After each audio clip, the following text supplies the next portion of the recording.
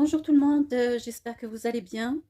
Voilà, comme vous savez, la situation sanitaire en Algérie est très très grave en ce moment, surtout avec le manque de moyens, d'oxygène, de masques, de paracétamol et tout autre équipement.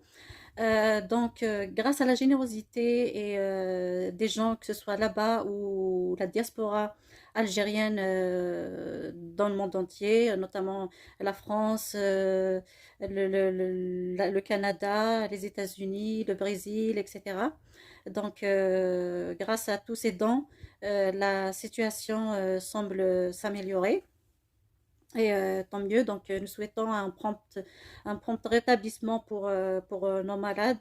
Et puis, nous présentons toutes nos condoléances aux familles des défunts de cette maladie, du variant Delta. Alors moi, ce que je veux traiter dans cette vidéo, c'est un autre sujet très très sensible et même quelque peu tabou.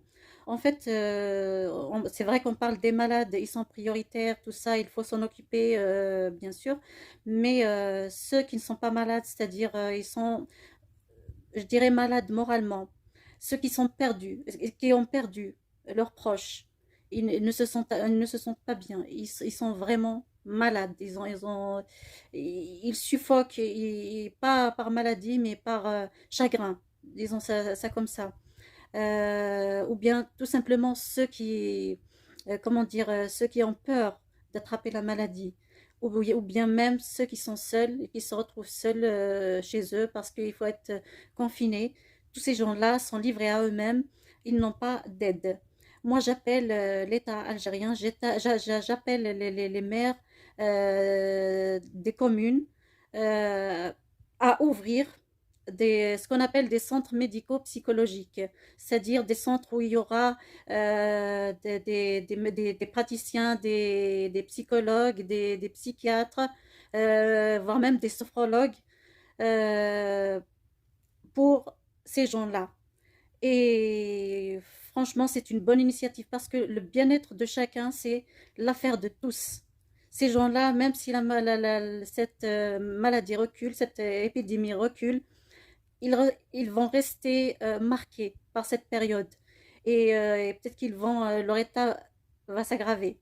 Donc il faut vraiment qu'on dispose de lieux de soins, je dirais lieux de soins comme des salles des fêtes, les mosquées, les locaux de mairie, des gymnases, il y a beaucoup de choses, il y a beaucoup de lieux où l'on pourrait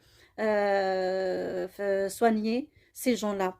Et c'est vraiment des lieux où l'on pourrait faire des campagnes d'information que ce soit sur l'épidémie ou sur les conséquences et les résultats. Et les rassurer, voilà, rassurer ces malades pour qu'ils puissent se sentir mieux dans leur peau et qu'ils reprennent une vie normale. Donc, j'ai créé une pétition.